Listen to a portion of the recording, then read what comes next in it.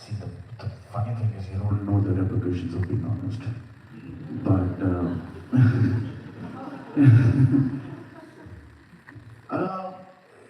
and I don't blame it. Like, there's been a lot of misrepresentation of where we come from, and I don't blame anyone. I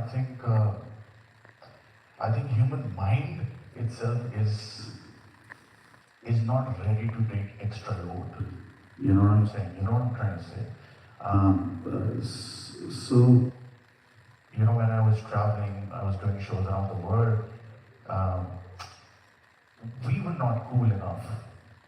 And I think that's where the conscious effort came in to make ourselves cool.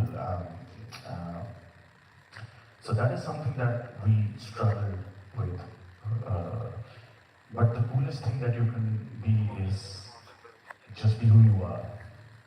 So as soon as you stop trying to be cool, that's when you become really cool. And I tried to be cool for a long time, and as soon as I stopped, things changed. And suddenly we became cool. And now India, and now this skin, the brown skin, is probably the coolest thing to have right now.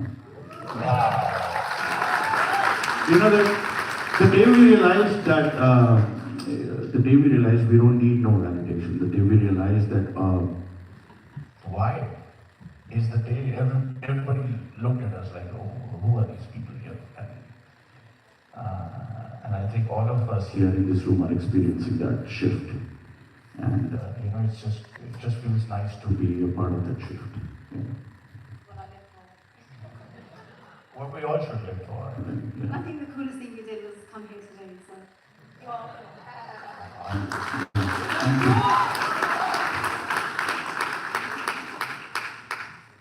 All right, so this next comment and question also picks up on our previous conversation earlier today.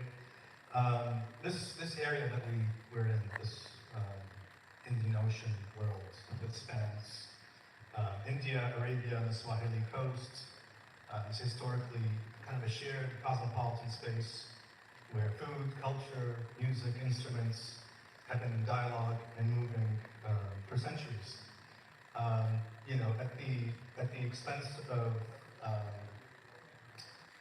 simplifying how this music exists, how this culture exists, the shared history. Do you see your practice situated in this greater Indian Ocean music world? It's a complex space, right? So, as you just said, India is not a monolith. It's not one thing. Arabia is not one thing. The Swahili coast is not one thing yet. Our histories have always been shared for centuries. When you play your music, do you feel engaged in this complex, cosmopolitan world? No. I mean, honestly, music is such a simple thing.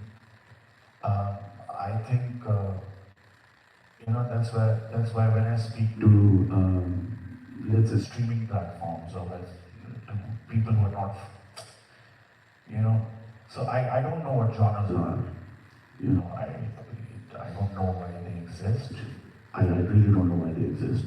I think, when you try to put art form in a box is when you try to distort the art. And,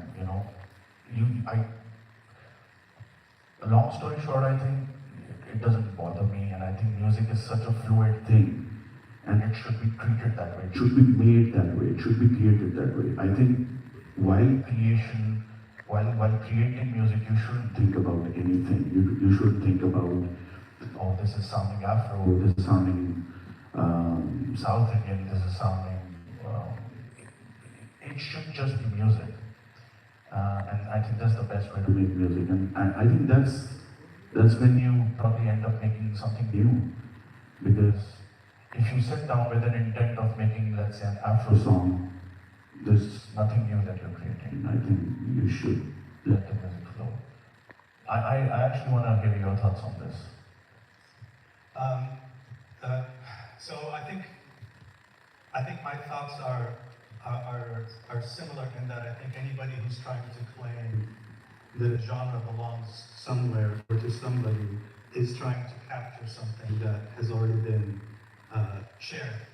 And so when I think about my musical practice, which engages in one end with my people's music, my people are mixed people. They are Indian, they're Arab, they're African, they're all of those things. And so to try to pinpoint one or the other is futile.